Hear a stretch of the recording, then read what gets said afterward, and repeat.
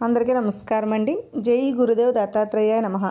ప్రయాణం చేసేటప్పుడు ముహూర్తము కుదరకపోయినచో ఏమి చేసి ప్రయాణం చేయాలో విందాం. మనం ప్రతిరోజు ప్రయాణములు, అలాగే ఉద్యోగరీత్యా ప్రయాణములు, ప్రమాద స్థలమునకు వెళ్ళవలసి వచ్చినప్పుడు ముహూర్తాల కోసం అయితే వెతకనవసరం లేదు.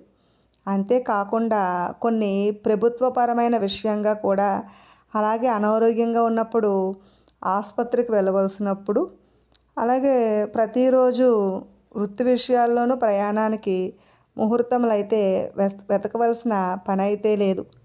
కేవలము వర్జము దుర్ముహూర్తము మాత్రమే చూసుకుని అవి లేని సమయంలో ప్రయాణాన్ని చేయవచ్చును.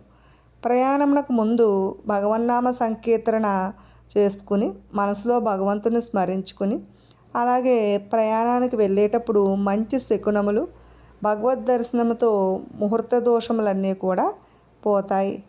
ప్రయాణం రోజున తిథి వార నక్షత్రములు కుదరకపోతే, అత్యవసరంగా ప్రయాణం చేయవలసి వస్తే మాత్రం హనుమాన్ అంజనా సూను వాయుపుత్రో మహాబలః రామేష్ట ఫల్గుణస్సఖః పింగాక్షో మితక్రమః ఉదతిక్రమణచ్చైవ సీతాశోక వినాశకః లక్ష్మణ ప్రాణదాతా చ దశగ్రీవచ్చ ధర్నమ అని పారాయణం చేసుకుంటూ ప్రయాణం చేయండి.